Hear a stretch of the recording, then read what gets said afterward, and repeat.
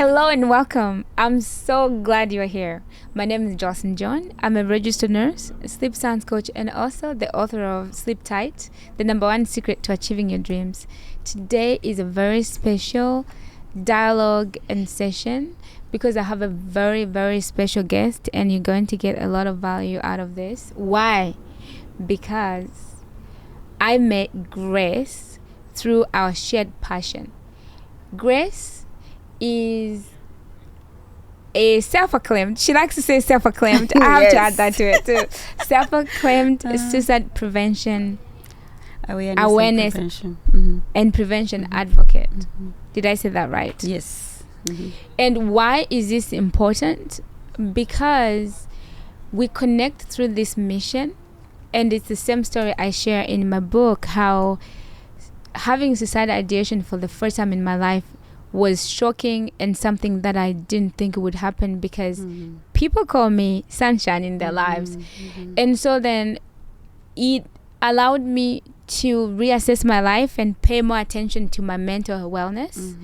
And so in this session today, we're going to dialogue and share our stories, also share with you practical tools you can actually use right away to boost your mental health so that you can also take care of your physical health, and knowing that we do have 6 areas of health for us to be optimal and live a joyful, productive life. We will go into those, but we also know that sleep is an important pillar that surpasses other health pillars, because when you have high quality sleep, you can exercise better, you can manage your stress better.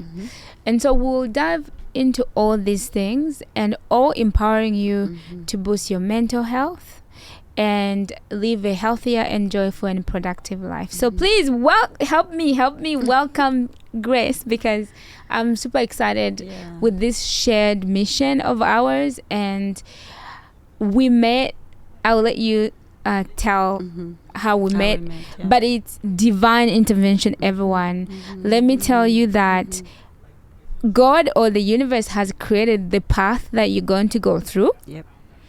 And as long as you're not making it harder for yourself to be in that path, as long as you're doing everything on your part and living good and healthy values, then God will allow you to be on your path.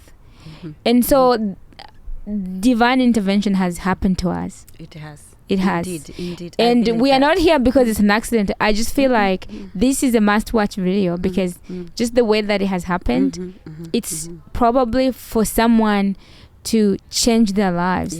God, like I just feel like right now we're just being guided, and we receive and welcome and appreciate divine intervention as we do this, so that you know what, we just allow the Holy Spirit to guide us as we speak to people who are hoping to uplift themselves out of a difficult situation.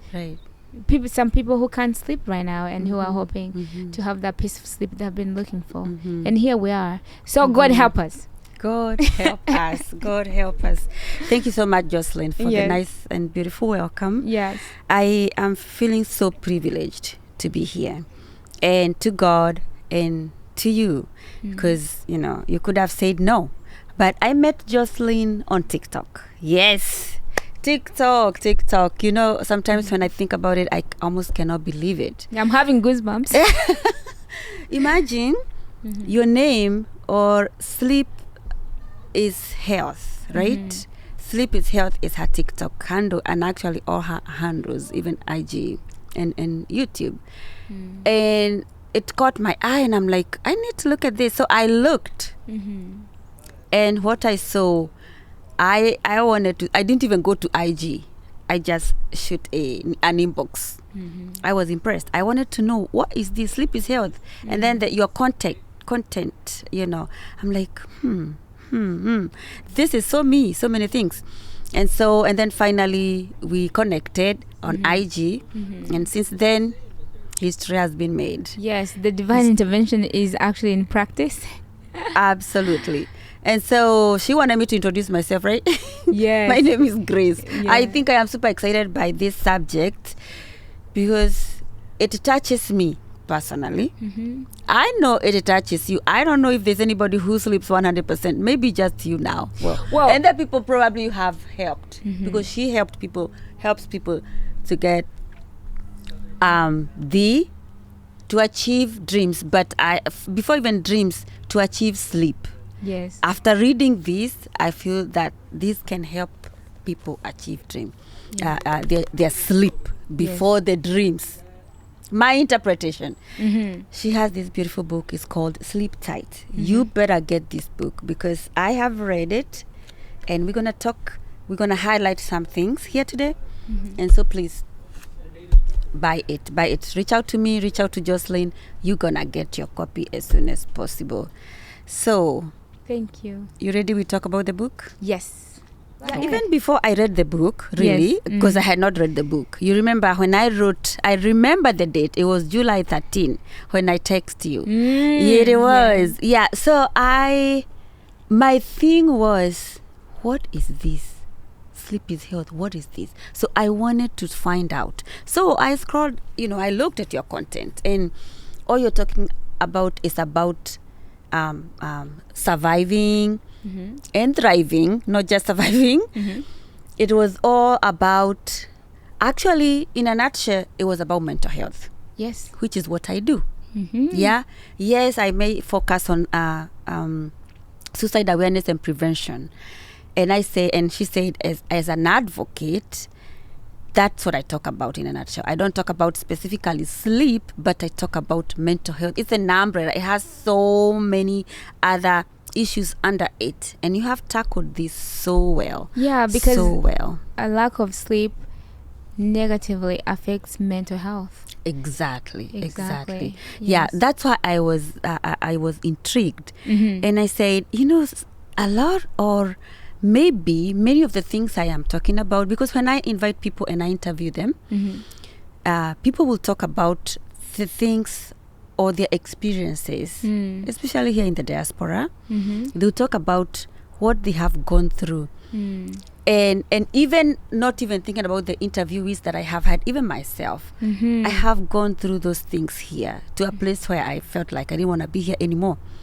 And then you the same thing. Yes. And then everybody that I have talked to, that thing goes on. And when you listen, the circle is the same. Work, no sleep, work, no sleep, work. It's a cycle. It's a cycle. And I said we have to connect. Yes. So that you tell me, what do we need to do? What does she need to do? What does he need to do to get the best sleep? So to start off, I'm talking too much, but to start off, what is sleep anyway? Why are you writing about sleep? Don't tell us why you're writing, but what is sleep anyway? Thank you. That's a great question. So sleep is a restorative process that is embedded into our existence. Yes. We are designed on the basis of rest. We are designed on the basis of rest. Yes. I like Humans, that. we are designed on the Can basis I of interrupt rest. you, because that's so divine. Divine connection. Yes. Remember when God created us, Yes. the seventh day, he created man, Yes. but he gave him a day to rest just after he created the day. Yes. Yes. I like that. Yeah. So I can talk about sleep just at a psychological level, Yes. and then at a biological level. Yes. And so at a psychological, Yeah. just like subjective level, Right. sleep is an opportunity for a complete body restoration. That's just in general. Yes. Okay. And someone might be asking, oh, why do I need restoration? Right. Because biologically speaking, Yeah. we are designed on the basis of rest. Right. To impress upon you why this is the case, Yeah. even when we are sitting down, our body is spending energy. I looked at research when I was writing the book. It actually shows you the percentage of how much each organ spends at a metabolic level. Metabolic level meaning at rest. When you sit down, even though you might not subjectively think you are doing something, your body is actually working, running all your organs and systems to actually keep you alive. That is work that the body does that requires rest in order for that work to continue, especially to continue optimally. Exactly. So that's one way of thinking about sleep, right? And then at a more objective and biological level, what is sleep? What really happens when we sleep? What's going on? What is sleep, right? So sleep, back in 1950s, some researchers got together and they were trying to figure this out. And in a nutshell, they end up deciding that sleep is nothing but just change in brain waves. It's just the idea that how the brain is operating and helping us. I'm sure you all remember the biology class back in the day. It all starts from the brain, and then the brain is going to signal the body to do things. So in the same way, so the brain is operating at a different energy frequency in the day than in the night. It's just that we are going to have change in brain waves to allow the brain to slow down, to turn on different mechanisms to allow the sleep to happen. So that is the first part of defining sleep, is understanding that it's just really changing brain waves, and then to allow the actual sleep cycle to begin. So then we have to think about what is actually sleep, because sleep itself is that change in brain waves, but it also has different types. There's different types of sleep, and then that come together to make a sleep cycle.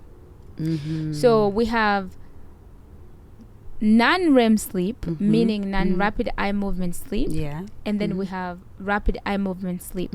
When you combine non-rapid eye movement sleep and rapid eye movement sleep together, it together formulate a sleep cycle. And we will go through several sleep cycles throughout the night for adults, in order to have a well-rested mind body for you to be healthy and actually prevent the effects of sleep deprivation. The amount of sleep required is 7 to 9 hours per night. And we can talk later about some of the things that actually happens if we don't get enough sleep. So basically, so the non we can actually talk about it a little bit more while I share my story, because that's what I was gonna say. There is one sleep cycle I'm going through right now, and the kind of sleep cycle I used to have. You used to when I worked as a nurse doing night and shifts. do you know that is the other thing that connected me to you too, because now when we spoke finally, I was able to pre-order your book, and I started reading it. Thank you. And one of the things that amazing, I was reading by myself, and I'm like, I think I text you, because I read and I just text. I said, gosh, just like this is me. Night RN, you work nights. You work 2 days a week. I work 3 days. That was the only difference. But when I saw your story, even like a little, it's a light moment, but it's sad to think about it, because it happens to us. You're taking report, but you cannot even grasp every little thing. And that right there, I'm like, Jesus, that's me. Sometimes I'm like, just get done, and I'm just gonna get in the computer and look it up myself. But the bedside report is important, because this person had this patient all day. So you need to hear what went on.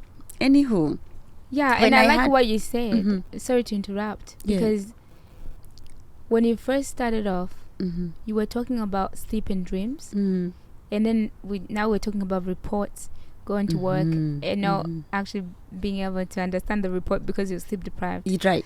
I would like to connect all this together while telling my story, if that's okay. Yes, absolutely.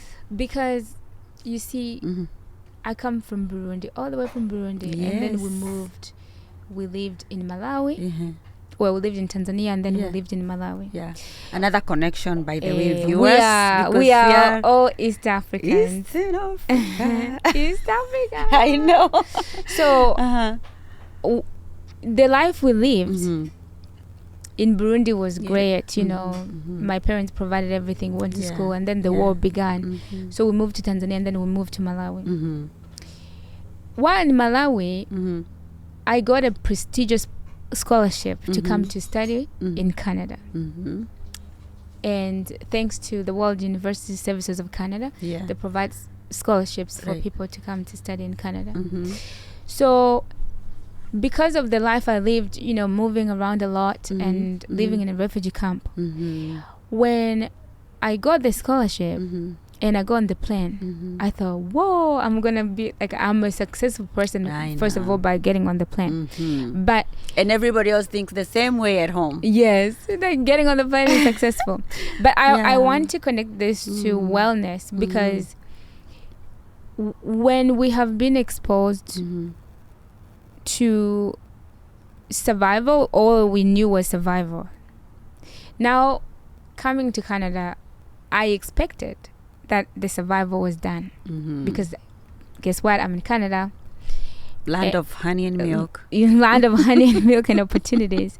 But integration is actually a challenge, and there is research to show that immigrants, people who are integrating into a new country, they actually work long hours. Often they are working 2 to 3 jobs. They're not sleeping because they are wanting to help.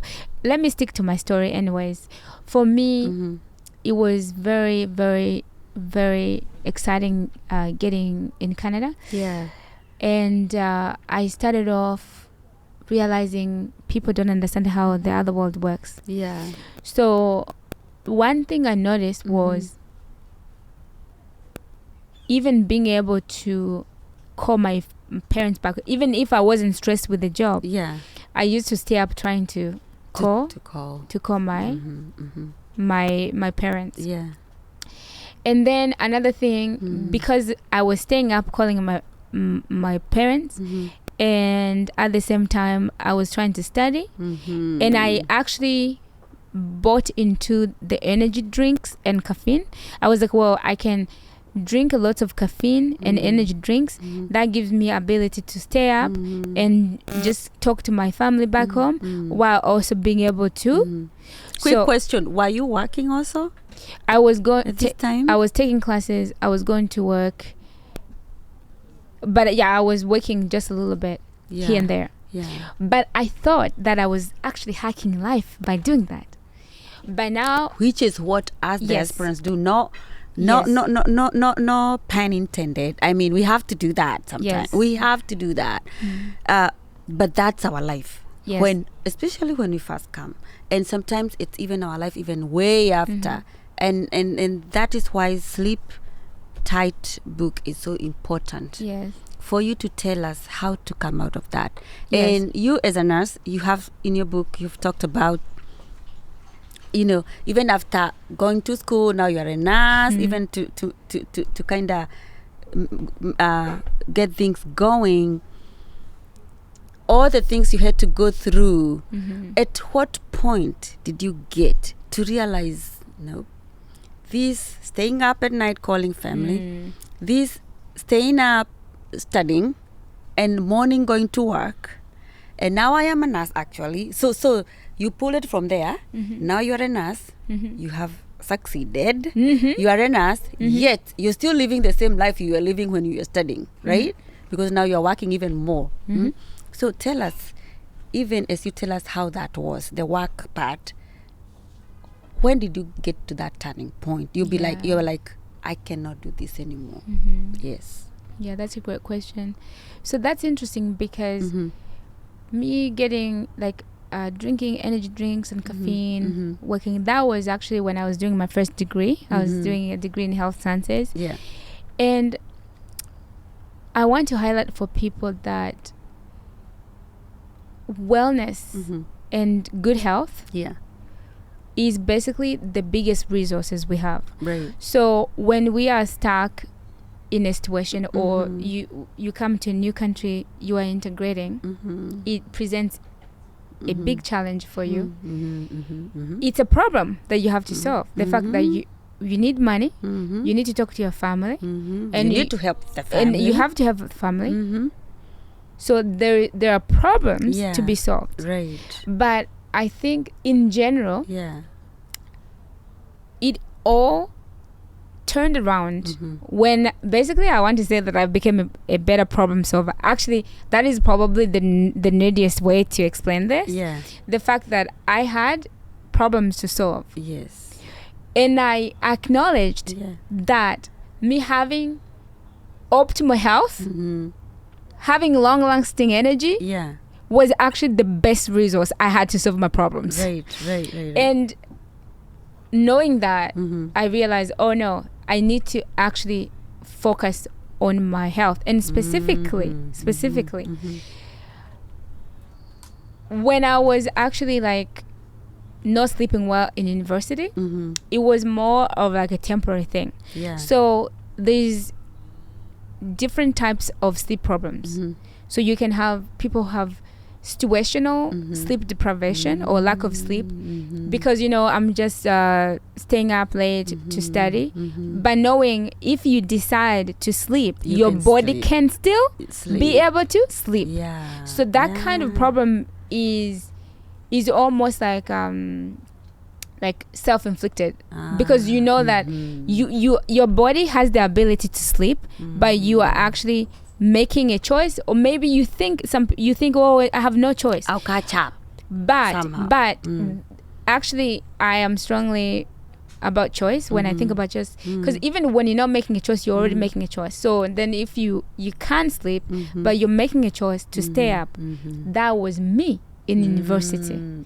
And that led me to actually I ended up having active TB at the time. And I just want to explain very carefully around that, because sleep deprivation weakens your immune system.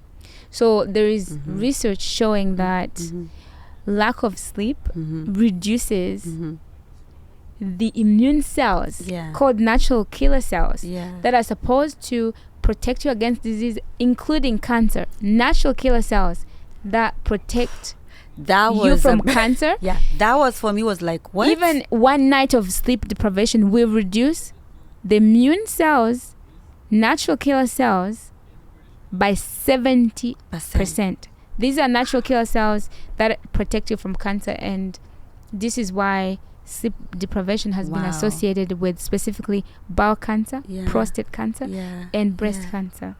That for me was like, oh my gosh. Yes. And for me, what happened was I stayed up drinking energy drinks and taking caffeine. Over time, and the highlight is I could still sleep, but I was choosing to do that because I thought I was hacking life, which was ignorance. I can say that about myself. And then it went to the point where my immune system was so weak that my TB was activated. If I used to be a TB nurse, so if people have lived in a TB prone areas, crowded areas, especially Africa, the chances are you have actually acquired TB. But the thing is, your immune system, if it's compromised, if your immune system is strong, the immune system can continue to actually like create protections around the TB, because TB is caused by bacteria. The immune system is actually much better at handling bacteria compared to viruses that can be a little bit requires more work from the immune system. So then, because I had already been exposed in the past, so when sleep deprivation weakened my immune system, then that TB that was me, that had been protected, the immune system was fine. And interestingly, we all have a lot of like bugs inside of us, but the immune system is able to handle everything, and we are fine. But sleep deprivation then weakened my immune system, and I had active TB. I was hospitalized for a long time, because active TB is a big public health, because it's it's transmitted by droplet, so it's important. If people have active, meaning it's active and it's affecting their lungs.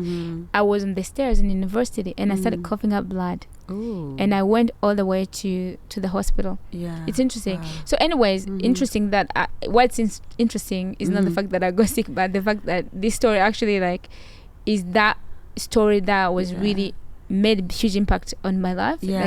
So anyhow, and at the time I think I hadn't gone to nursing school, so maybe I didn't understand all these things I'm explaining to you. No, I didn't know how about sleep and this knowledge I'm giving you. Right. But fast forward, when now I become a registered nurse, and I'm thinking I've lived, I've gone through different challenges, and I'm thinking life is supposed to be better. Of course, they tell you when you finish school, life will be much better because there's money. And then, I started off doing night shifts, 2 days on. It used to be 2 days days, 2 days nights, 4 days on, 4 days off. Now you asked me, when did it actually turn around for me? It's when I realized grace. Remember when it happened before in university? I knew I could still sleep when I chose to. And I have another story is how I actually one day I chose to sleep and like my productivity was like skyrocketed. I was like, but the problem is when I started doing night shifts, and I did night shifts for a long time to the point where now I could not sleep even when I wanted to. Even when you're off. So this is the big distinction where it's like some people are choosing to stay up, but then some people actually want to sleep and can't. They and cannot. This is why I wrote this book. So is that the insomnia? What they call insomnia now? Insomnia is described as inability to fall asleep, inability to maintain your sleep, or waking up in the middle of the night and not being able to go back to sleep. And if it goes on for a long period of time, a month or 2 or 3, some classification they say up to 3 months, but in general, if you haven't been able to sleep, say for a week, perhaps it could be situational. So look at your life, like I was saying, 6 areas of health. Where are you lacking and how can you balance things up?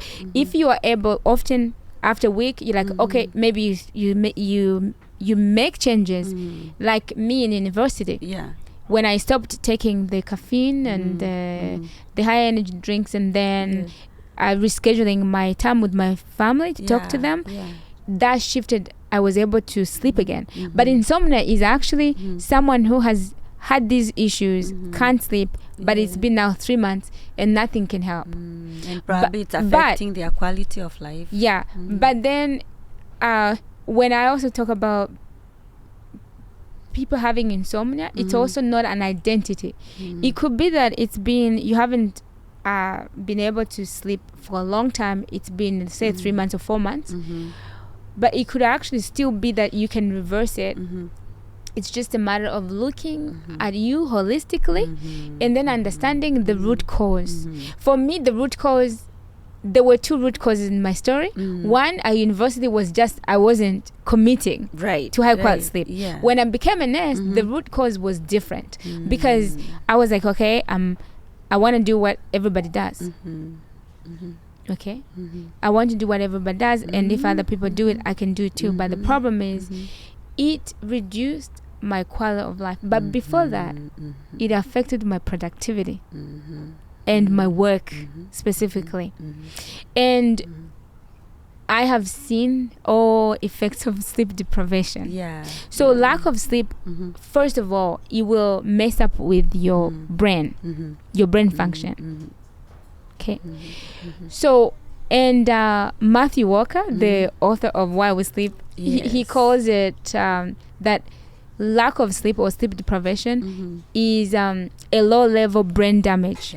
That shocked me. And and that's why I'm saying this thing was just designed by God, me and you meeting, because Matthew, you are the one actually who told me even what's his name. I read his book. It's good to read all the great and books. I had seen, this little WhatsApp videos people send to each other. This was sent to me, I don't even know by who. You said 2018. 2018. Yeah.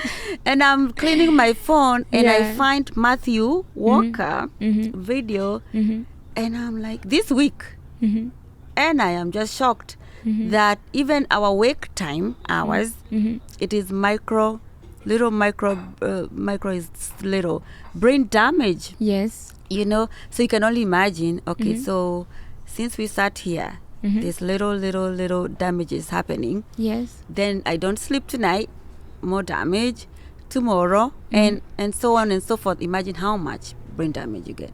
Anyway, that was a by the way, but very, very important aspect of not sleeping, you know. Yeah. Now I wanted to go to your book now directly. Yeah, let's go. I love storytelling. I can You just love give storytelling, but let them read for themselves. Yeah, I know, right? I shouldn't give be it away. mean a little bit. No, not really. But no, surely. I really recommend this book. I'm telling you. I don't want to say I have spent some sleepless nights reading it. Because it's going to beat the purpose of this podcast. But you really better read this book. It's for real the number one secret to achieving your dreams. And my favorite, I don't want to get to that yet, but I cannot help myself. Let's go. Yes, it's chapter 5. Because it's talking about mindfulness. And if you know me, if you follow me, I am big. Most of my posts, they have hashtag mindset. Almost all of them. My hashtag, because I feel like in life, you got to set your mind. You just have to set your mind in either way, negatively or positively. Right? Yes, right? yes. Either way, you're setting up your mind. Yes. So, chapter 5. You go read chapter 5. Let me see if I wrote something about chapter 5 that I would like to really have you mention. Chapter 5 was in page 115 actually. 103 and 102. The reason I like it, maybe I can just tell you the reason I like it, is because this girl have you seen a healthy person? Have you seen somebody who I runs? cooked about breakfast. What? Her breakfast today was, you're calling it what? Healthitarian. I can't even say that name. Beautiful breakfast. She wrote chapter 5 at Niagara It's Falls. 102. Yes. You see how I know your book? Yeah. Oh, And I haven't even written that down. Niagara Falls. So that made me like it. And you're saying your own acknowledgement that just hearing the waves is like I love things like those. Yeah. So I was intrigued. I want to look at chapter 5. It was among the first ones that I read, believe it or not. I know you're supposed to go, but I had to go there. And then the other thing was, you call it the roof of sleep castle. Yes. I'm like, what? Roof? If you want to know, she has classified sleep in castle. Yes. Castle form. I'm not gonna what do we say when we are saying about the movie that you don't want to ruin? Like a movie that came out and you don't want to ruin it. You don't want to. Something. Yeah. Like I have watched it and you haven't watched it. So I have read it and you haven't read it. I'm not going to tell you what castle means in this book. Yeah, there's a castle in the book. Check it out. Check it out. And then basically that chapter is talking about building a strong mindset for a better sleep, so you can set your mind into anything, even sleep. And we can give them a little bit. Yes, here's please. Why mindset is important. Yes, for every single thing you do, there's a mindset behind it. And in that chapter, I talk specifically about how every single thing we do has a belief behind it. Watch. Every single action you take have a belief behind it, whether you acknowledge that belief or not. So the question is, what beliefs are running your lives that you haven't checked?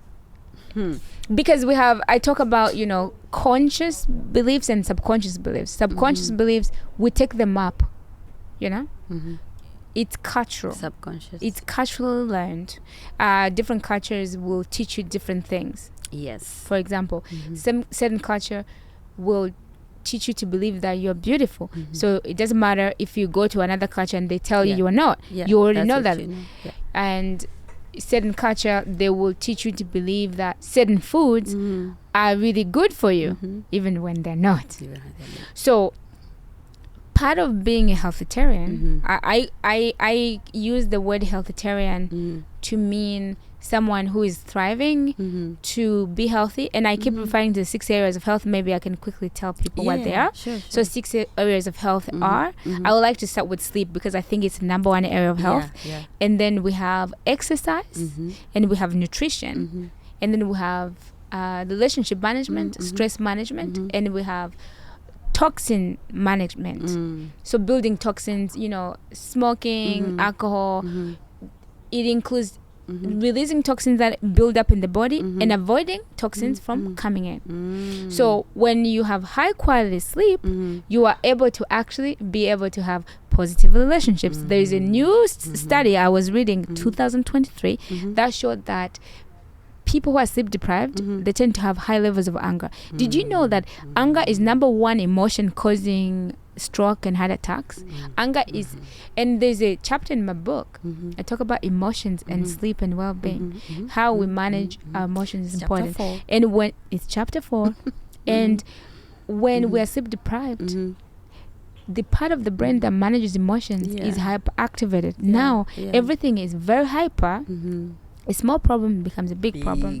Yes. It's hard to manage. You lose patience. I talk about in the book how I used to look at a cat and I'd be like, what are you looking at me at? I'm like, why are you angry at the cat? The cat is so innocent.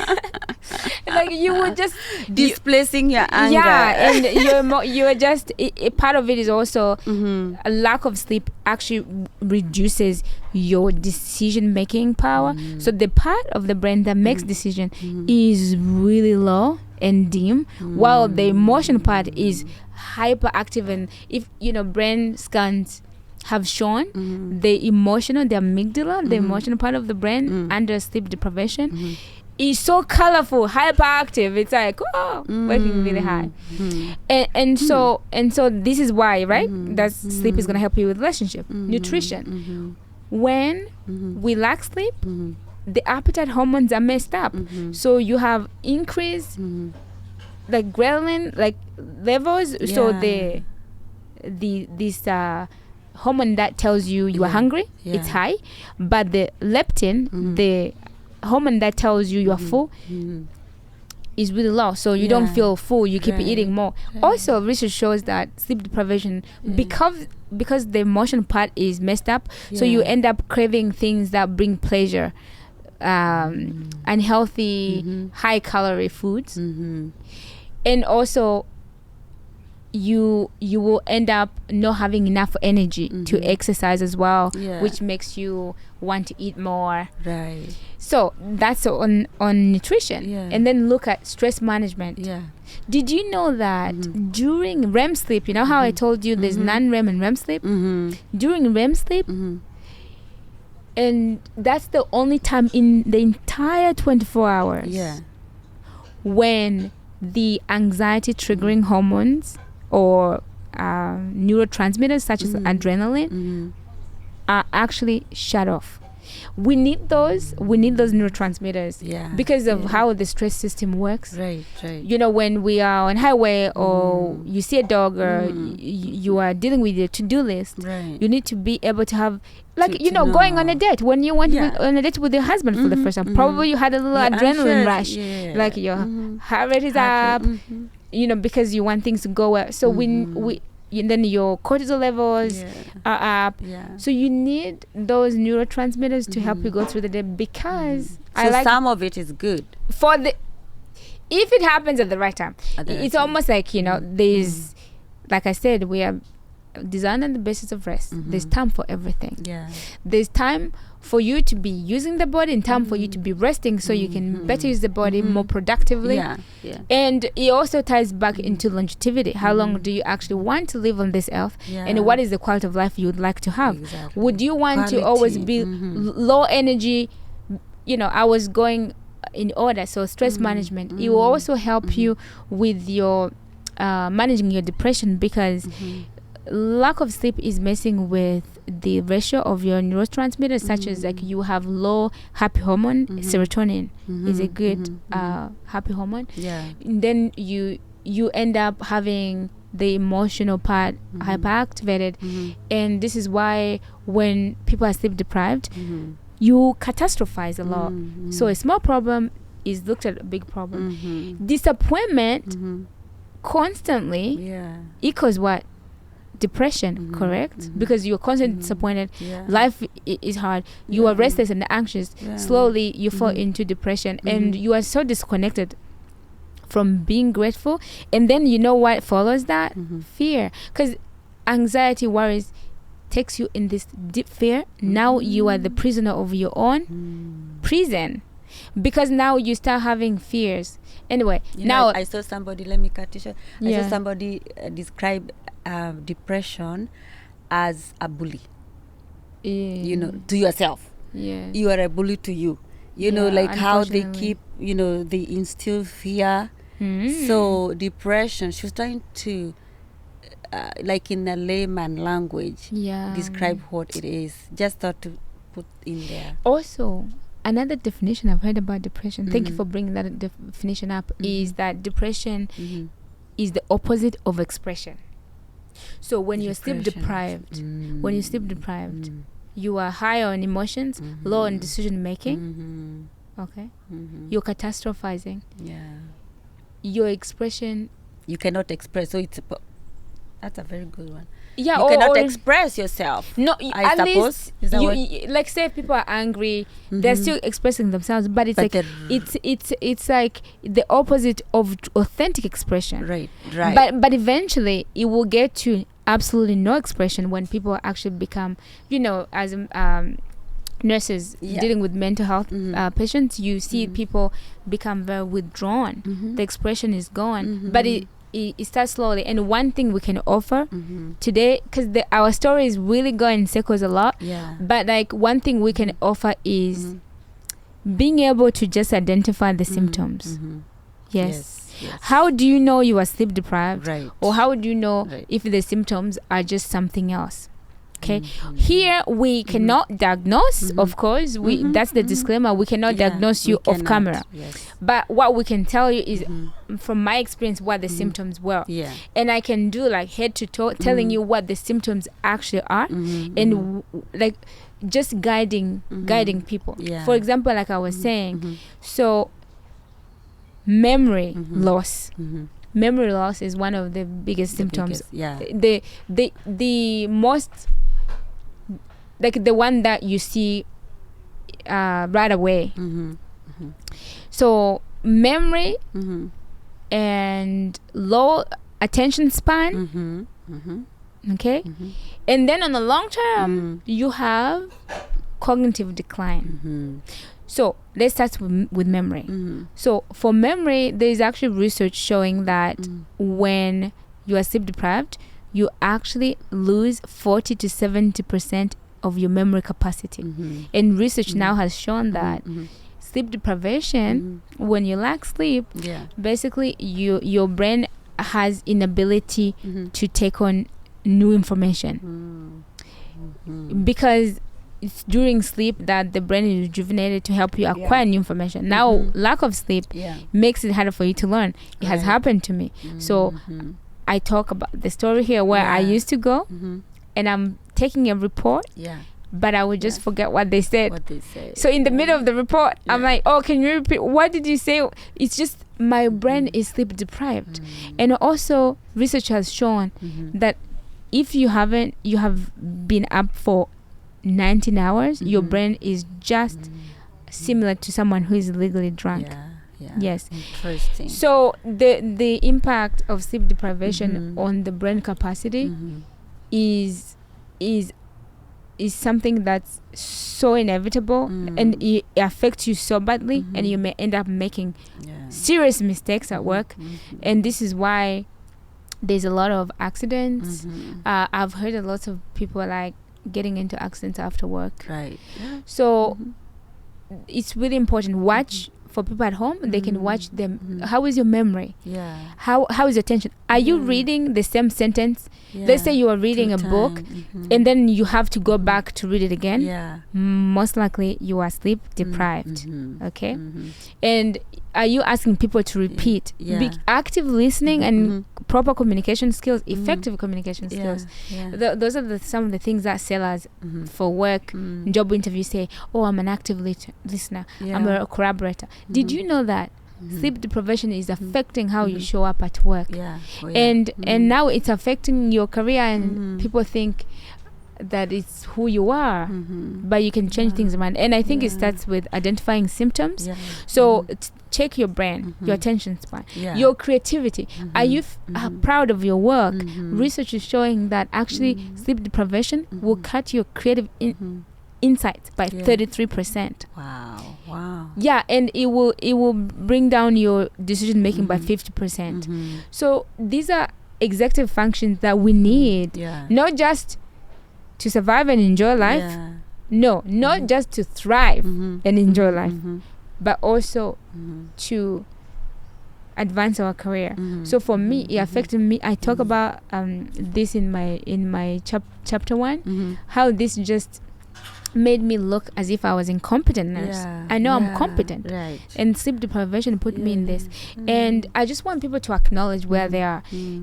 And then another thing I want to talk about is headache.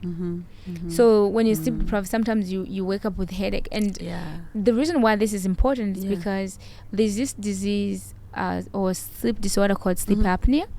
It's a disorder where people stop breathing in the middle of the night, and often it's caused by different things, mainly because of like anatomy, where the breathing there is anatomically like pressure against the airway. There's like complete or partial like obstruction where the person is just not able to breathe properly. There's so many different causes. We don't that would be completely different podcast. But the reason why I talk about headache is because this sleep apnea, one of the symptoms is headache. Okay. And it's such a silent killer. A lot of people might not know they have it. I don't mean to scare people, but symptoms, that's where we start. So when people wake up with headache, it's really important to identify like why are they also snoring, having other symptoms, because it could be people could be dehydrated, or people could be that they just have headaches for different reasons. But then the main difference between the headache from sleep apnea and regular headache is that the headache associated with sleep apnea usually goes away, but say it will go away in the morning hours, whereas if you have a headache for because of something else, most likely it will sustain throughout the day. If it just comes in the morning and goes, I think symptoms is where we change, because even for me to be able to change, when I talk about my story, me like making a decision to take 3 months off to heal and recover and get to the bottom of the mindset that was behind what I've been doing, because the mindset has to change before you can change your life and your wellness.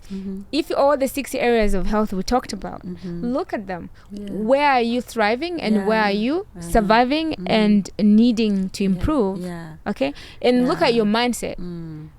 What is the mindset behind that is running your life right now? Is that the mindset you like to keep? Because actually my chapter starts with, are you looking for something new, perhaps a new mindset? Exactly. And talking about survival, there's something that you're talking about on page 6, and I'll read it. But what do you mean when you say because there's a part that you have said, maybe I should look at it. But, go ahead. But if I can remember, it says while you may survive. That's page 6. While you may survive. Let me see if I'll see it. Yeah, sure. Let's see who gets there first. But anyway, while you may survive, that's not just the only thing that you need to do. It does not have to define your lifestyle. Exactly. What do you mean by that? In a short, a few sentences, please. What does that mean? So, while you may need to survive in your circumstance right now, it doesn't have to define your entire lifestyle. Yes. This means that life is what it is. Yes. Life presents us with challenges. Yes. Looking at myself, I have moved, running away from war or fleeing from war, moving country to country, living in a refugee camp, having to transition. There is a lot of survival that is involved in the process. And so but it does not have to be your life. You could have chosen it to be your lifestyle. Yes. Because one thing I have noticed about myself, perhaps other people can relate to, is this. When you have lived such a life, we talk about poverty, such as my story, living in a refugee camp. Right. And now you have been presented a different landscape. It's a different landscape with new, different opportunities.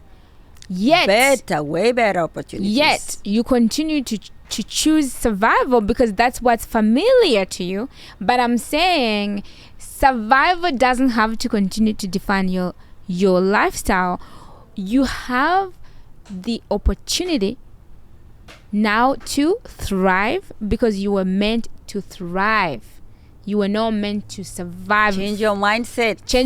You're not meant I to love that. to survive all your life. Yes. And that's why earlier in the interview I was saying what shifted for me is I literally just decided to change the way I solved my problems, identifying my primary resources, knowing that my optimal health is my primary resource, having optimal mental health, functional body, long-lasting energy, happy mind. Those are my primary resources. I love that. So that is what I mean. I love and that. Look at your life. People who are listening, they can look at their lives and say, oh, well, I don't have this, I don't have this. But when you make a choice, when you wake up tomorrow morning, right now say, my choice is to thrive, then guess what? The brain will show you all the ways you can thrive. And I talk about the rule of the brain. I inherited this from Marissa Peer. She's an amazing therapist. She talks about 7 rules of the brain. We can go through all of them. But one of them is whatever that you focus on, you ask your brain to focus on, is what the brain is going to focus on. You told me you didn't know about sleep, you all look into sleep. Once we start talking about sleep, now you think everybody is talking about sleep. I've seen, even I'm just seeing sleep everywhere. I like my social media is sleep is the main thing that's coming up. But Jocelyn, that is profound. Don't just survive. Thrive. Don't just survive. And I'll read you a sentence here because look, I wish you could see me reading these things. It's like like it was just opening me up. And I love I say self progress. Yes. It's a work in progress. Yes. I have been working on myself. Me too. And I talk to people about working on themselves. So I'm not done. I'm still working on myself because like this is a new thing to me. In this aspect, as in really putting my mindset into my sleep habits. Yes. And you have helped me do that. And so yes, and I hope it's gonna help you too. So listen, don't just survive, thrive. And Jocelyn says, page 6 of her book, she says, this book is an invitation and a support to live your new belief. So you have to change your mindset to be a new belief that you surviving that survival mode that you are at, you gotta believe and change that mindset, and that you deserve to not only survive but thrive. If you don't get anything else from this, get that. We, from where we come from, specifically us, and even most probably other people too, that is ingrained in us. Yeah. That is what we know. Mm-hmm. But you can thrive. Yes. Go enjoy what you have gotten from your surviving. Mm-hmm. Yeah? Mm-hmm. Because we keep searching. We Yeah. keep searching for wealth. We keep searching for happiness through looking for wealth, because basically what is happiness in our minds? Mm-hmm. Although happiness is a lot of other things. But Yeah. number one thing, because of where we come from, because of what we have gone through back home, lack of money, poverty, and all the things that you have mentioned, we just want more and more and more. What ends up, the other day I was told by somebody, I think it was being discussed somewhere, that we survive, we work, we die. During working, we forgot to put our things together. You don't even have a will. You don't, and then you have millions of dollars in the bank. Guess where the money goes? Public trustees, something like that. I think I've helped. Yeah. I'm like, what? It goes to the Yes. If you didn't write a will, nobody knows about it. public trustee. With all your doubles and lack of sleep, thrive. Don't just survive. Yes. Yeah. So I think we're gonna be ending this session pretty quick. Basically, this book is very, very interesting, very well written. Thank you. I love it. Not just saying it's a promotion or anything, but yes, I am promoting it too. Yeah. So get this book. Get this book. Tell them where you can how they can get it, or where he or she can get it. How your social media, of course. This is your podcast. Yes. But, so yeah, thank you so much, Grace. By the way, for all the great questions, and thank you all for watching. And we really appreciate you being here with us, your energy. And so you can get my book at Amazon. Just type in Sleep Tight, the #1 secret to achieving your dreams. If you live in Vancouver locally, I can give it to you and sign it for you, because you are like here. Mine is signed. Yeah. So, and all the links will be left in the show notes. So, thank you very much indeed for being with us. You're very welcome, and thank you for having me. Yeah. Great. All right. All right. Bye-bye.